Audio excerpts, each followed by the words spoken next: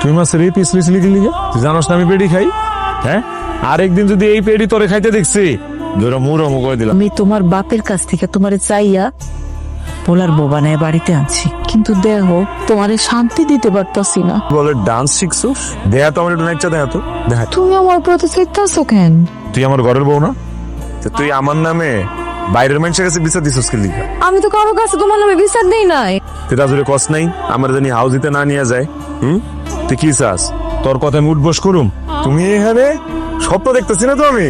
তুমি কোনো স্বপ্নই দেখতেছো না হ্যান্ডসাম। আমি সত্যি সত্যি তোমার সামনে।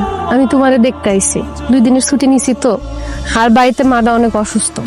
রাস্তা দিয়া যাওয়ার সময় এটা বেচবা, বেচা যা পাও এটা দিয়া খালাম্মার লেগা ফল ফুট এগুলো কিনা লয়ে যাইবা। আমার না পরনের ঠিক মতো কাপড় চোপড় নাই, আমার কটা কাপড় চোপড় কিনা দিও। কাপড় চোপড় নাই, তুই উদাম গায়ে আসোস? তুই কাপড় চোপড় গায়ে দিয়ে আসোস না? এমন উল্টা পাল্টা জামা কাপড় কিনা টাকা পয়সা খরচ করা লাগবো গেলি, কি দরকার? তোমার এত শার্ট প্যান্ট থাকতে তুমি নতুন শার্ট প্যান্ট কিনে নিয়ে আইছো, আর আমার তো ঠিক মতো পরনের কাপড়ই নাই। বাড়িতে আইতে না আইতেই তুই আমার মাথাটা খাইতেছস। মানে ফাইজলামি করার জায়গা পাস না, শান্তি দিবি না তুই আমার নাকি?